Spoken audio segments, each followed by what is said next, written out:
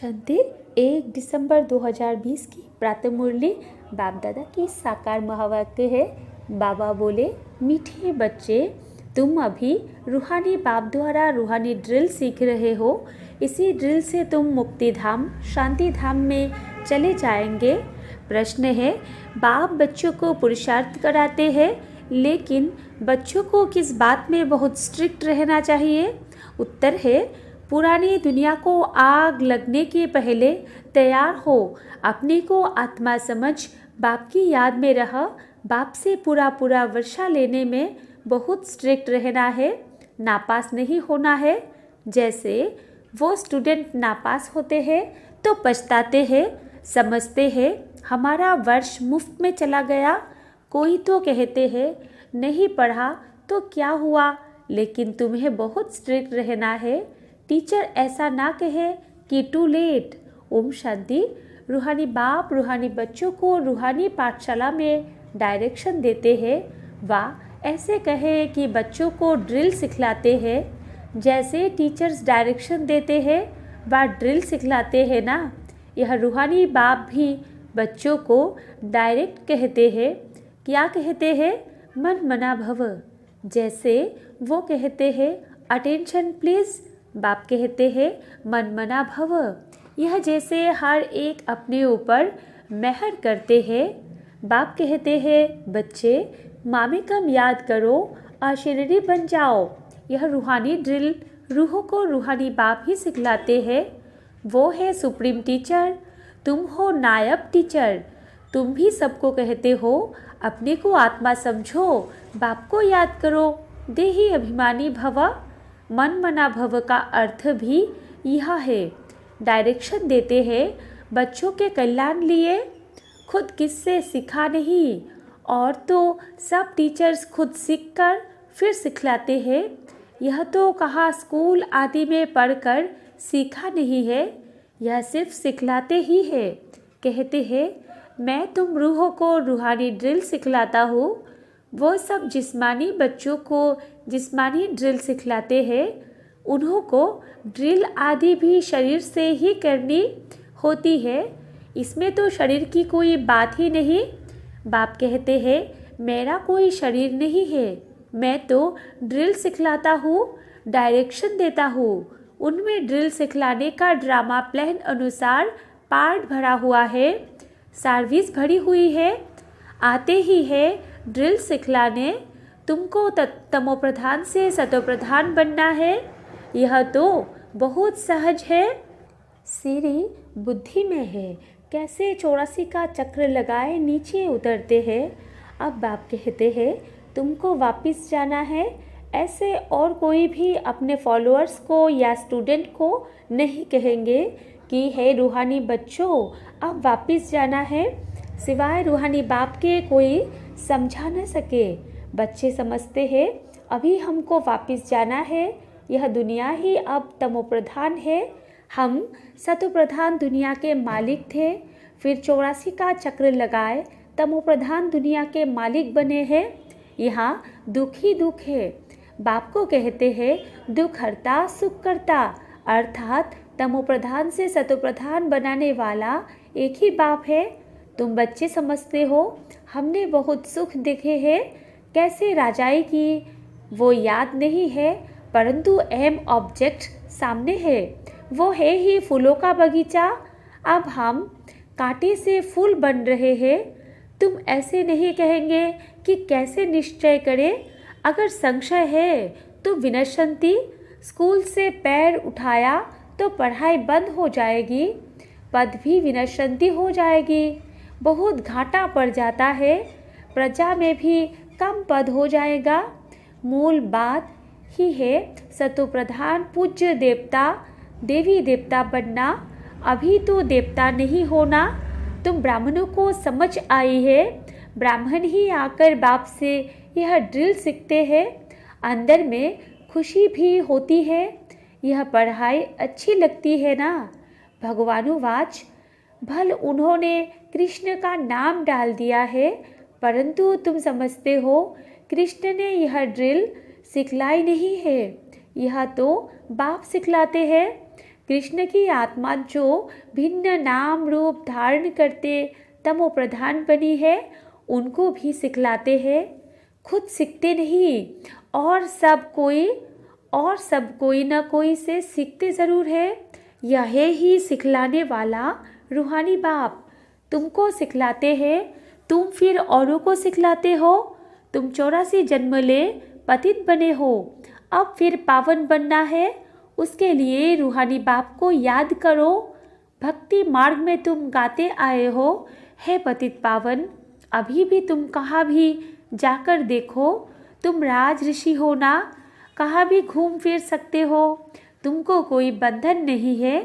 तुम बच्चों को यह निश्चय है, बेहद का बाप सर्विस में आए हैं। बाप बच्चों से पढ़ाई का उजुरा कैसे लेंगे? टीचर के ही बच्चे होंगे तो फ्री पढ़ाएंगे ना, यह भी फ्री पढ़ाते हैं। ऐसे मत समझो हम कुछ देते हैं, यह फीस नहीं है। तुम देते कुछ नहीं हो, यह तो रिटर्न में बहुत लेते हो। मनुष्य दान पुण्य करते हैं, समझते हैं रिटर्न में हमको मिलेगा दूसरे जन्म में। अब अल्पकाल क्षण भंगुर सुख मिलता है, फल मिलता है दूसरे जन्म में, परंतु वो नीचे उतरने वाले जन्म में मिलता है। सीढ़ी उतरते ही आते हो ना। अभी जो तुम करते हो वो है चढ़ती कला में जाने के लिए। कर्म का फल कहते हैं ना, आत्मा को कर्म का फल मिलता है। इन लक्ष्मी नारायण को भी कर्म का ही फल मिला है ना। बेहद के बाप से बेहद का फल मिलता है, वो मिलता है इनडायरेक्ट। ड्रामा में नूंद है, यह भी बना बनाया ड्रामा है। तुम जानते हो हम कल्प बाद आकर बाप से बेहद का वर्षा लेंगे। बाप हमारे लिए बैट स्कूल बनाते हैं, वो गवर्नमेंट के लिए है जिस्मानी स्कूल, जो भिन्न भिन्न प्रकार से आधा कल्प पढ़ते आए। अब बाप 21 जन्मों के लिए सब दुख दूर करने लिए पढ़ाते हैं। वह तो है राजाए, उसमें नंबरवार तो आते ही है। जैसे यहाँ भी राजा रानी वजीर प्रजा आदि सब नंबरवार है। यह है पुरानी दुनिया में, नई दुनिया में तो बहुत थोड़े होंगे, वहाँ सुख बहुत होगा। तुम विश्व के मालिक बनते हो, राजाए महाराजाए होकर गए हैं, वो कितनी खुशियाँ मनाते हैं। परंतु बाप कहते हैं उन्हों को तो फिर नीचे गिरना ही है। गिरते तो सब है ना। देवताओं की भी आहिस्ते आहिस्ते कला उतरती है, परंतु वहाँ रावण राज्य ही नहीं है, इसलिए सुख ही सुख है। यहाँ है रावण राज्य, तुम जैसे चढ़ते हो वैसे गिरते भी हो। आत्माएं भी नाम रूप धारण करते करते नीचे उतर आई है। ड्रामा प्लान अनुसार कल्प पहले मुआफिक गिरकर तमोप्रधान बन गए हैं। काम चिता पर चढ़ने से ही दुख शुरू होता है। अभी है अति दुख, वहाँ फिर अति सुख होगा। तुम राज ऋषि हो, उनका है ही हठ योग। तुम कोई से भी पूछो रचता और रचना के आदि मध्य अंत को जानते हो तो नहीं कह देंगे। पूछेंगे वो जो जानते होंगे, खुद ही नहीं जानता हो तो पूछ कैसे सकते। तुम जानते हो ऋषि मुनि आदि कोई भी त्रिकालदर्शी नहीं थे। बाप हमको त्रिकालदर्शी बना रहे हैं। यह बाबा जो विश्व का मालिक था, इनको ज्ञान नहीं था। इस जन्म में भी 60 वर्ष का तक ज्ञान नहीं था। जब बाप आए हैं तो भी आहिस्ते आहिस्ते यह सब सुनाते जाते हैं। भल निश्चय बुद्धि हो जाते हैं, फिर भी माया बहुतों को गिराती रहती है। नाम नहीं सुना सकते हैं, नहीं तो ना उम्मीद हो जाएंगे। समाचार तो आते हैं ना, संग बुरा लगा, नई शादी किए हुए होगा, संग हुआ, नई शादी किए हुए का संग हुआ, चलायमान हो गया। कहते हैं हम शादी करने बिगड़ रह नहीं सकते। अच्छा, महारथी रोज आने वाला यहाँ से भी कोई बार होकर गया है, उसको माया रूपी ग्रह ने आकर पकड़ा है। ऐसे बहुत केस होते रहते हैं। अभी शादी की नहीं है, माया मुंह में डाल हप कर रही है। स्त्री रूपी माया खिंचती रहती है। ग्राह मन मगरमच्छ के मुंह में आकर पड़े है, फिर आहिस्ते आहिस्ते हप कर लेगी। कोई गफलत करते हैं या देखने से चलायमान होते हैं, समझते हैं हम ऊपर से एकदम नीचे खड्डे में गिर पड़ूंगा। कहेंगे बच्चा बहुत अच्छा था, अब बेचारा गया, सगाई हुई यह मरा। बाप तो बच्चों को सदैव लिखते हैं, जीते रहो, कहाँ माया का वार जोर से न लग जाए। शास्त्रों में भी यह बातें कुछ है ना। अभी की यह बातें बाद में गाई जाएंगी। तो तुम पुरुषार्थ कराते हो, ऐसा न हो कहा माया रूपी ग्राह हप कर ले। किस्म किस्म से माया पकड़ती है। मूल है काम महाशत्रु, इनसे बड़ी संभाल करनी है। पतित दुनिया सो पावन दुनिया कैसे बन रही है, तुम देख रहे हो। मुझने की बात नहीं है, सिर्फ अपने को आत्मा समझ बाप को याद करने से सब दुख दूर हो जाते हैं। बाप ही पतित पावन है। यह है योग बल।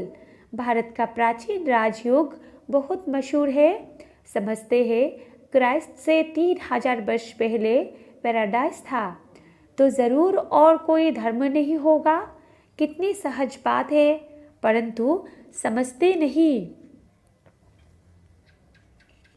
अभी तुम समझते हो वो राज्य फिर से स्थापन करने लिए बाप आया है। 5000 वर्ष पहले भी शिव बाबा आया था, ज़रूर यही ज्ञान दिया होगा जैसे आप दे रहे हैं। बाप खुद कहते हैं मैं कल्प कल्प संगम पर साधारण तन में आकर राजयोग सिखलाता हूँ। तुम राज ऋषि हो, पहले नहीं थे। बाबा आया है, तब से बाबा के पास रहे हो, पढ़ते भी हो, सर्विस भी करते हो, स्थूल सर्विस और सूक्ष्म सर्विस।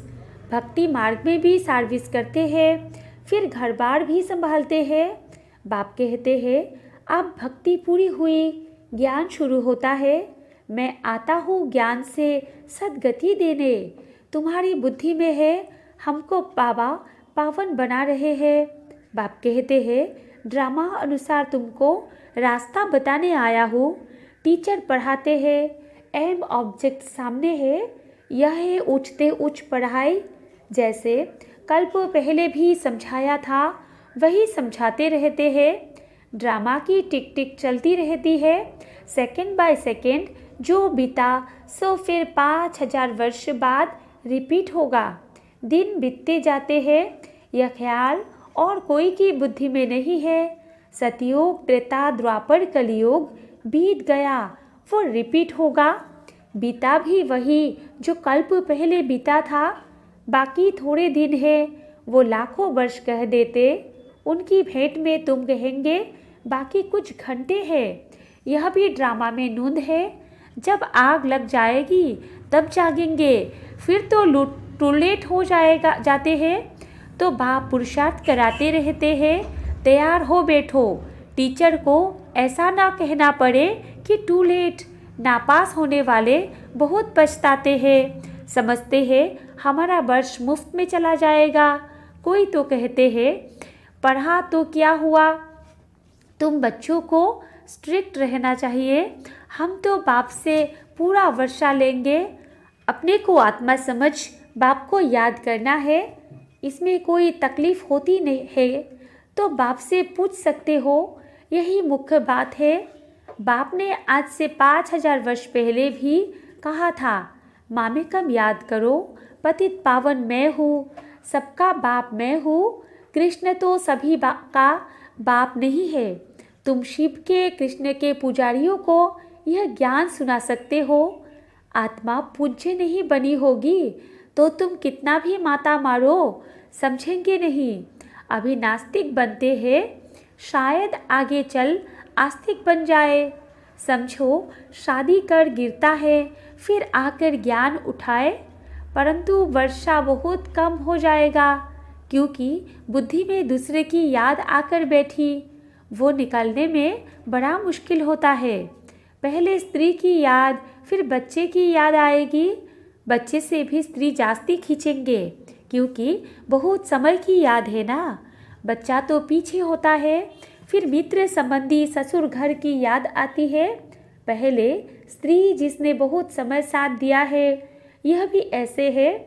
तुम कहेंगे हम देवताओं के साथ बहुत समय थे, ऐसे तो कहेंगे शिव बाबा के साथ बहुत समय से प्यार है, जिसने 5000 वर्ष पहले भी हमको पावन बनाया, कल्प कल्प आकर हमारी रक्षा करते हैं।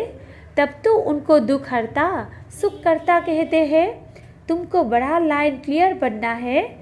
बाप कहते हैं इन आँखों से जो तुम देखते हो वो तो कब्र दाखिल हो जाना है। अभी तुम हो संगम पर, अमर लोक आने वाला है। अभी हम पुरुषोत्तम बनने के लिए पुरुषार्थ कर रहे हैं।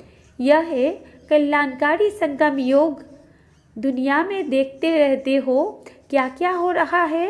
अब बाप आया हुआ है तो पूरी पुरानी दुनिया भी खत्म होने की है।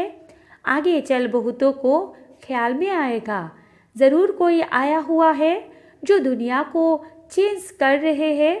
यह वही महाभारत लड़ाई है। तुम भी कितने समझदार बने हो। यह बड़ी मंथन करने की बातें हैं। अपना श्वास व्यर्थ नहीं गंवाना है। तुम जानते हो श्वास सफल होते हैं ज्ञान से। अच्छा, मीठे मीठे सिकिलदे बच्चों प्रति माता पिता बाप दादा का याद प्यार और गुड मॉर्निंग। रूहानी बाप की रूहानी बच्चों को नमस्ते, और हम रूहानी बच्चों की रूहानी माता पिता बाप दादा को भी याद प्यार गुड मॉर्निंग और नमस्ते नमस्ते नमस्ते। धारणा के लिए मुख्य सार 1 नंबर पॉइंट है, माया से बचने के लिए संग दोष से अपनी बहुत बहुत संभाल करनी है। अपनी लाइन क्लियर रखनी है। श्वास व्यर्थ नहीं गंवाने हैं, ज्ञान से सफल करने हैं। 2 नंबर पॉइंट है, जितना समय मिले योग बल जमा करने के लिए रूहानी ड्रिल का अभ्यास करना है। अभी कोई नए बंधन नहीं बनाने हैं। वरदान है, बाप की छत्र छाया के नीचे नाजुक परिस्थितियों में भी कमल पुष्प समान न्यारे और प्यारे भव। विस्तार है, संगम योग पर जब बाप सेवाधारी बन करके आते हैं तो छत्र छाया के रूप में बच्चों की सदा सेवा करते हैं। याद करते ही सेकंड में साथ का अनुभव होता है। यह याद की छत्र छाया कैसी भी नाजुक परिस्थितियों में कमल पुष्प के समान न्यारा और प्यारा बना देती है। मेहनत नहीं लगती। बाप को सामने लाने से, स्व स्थिति में स्थित होने से किसी भी परिस्थिति परिवर्तन हो जाती है।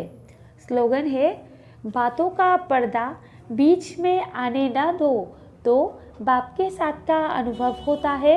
अच्छा, ओम शांति।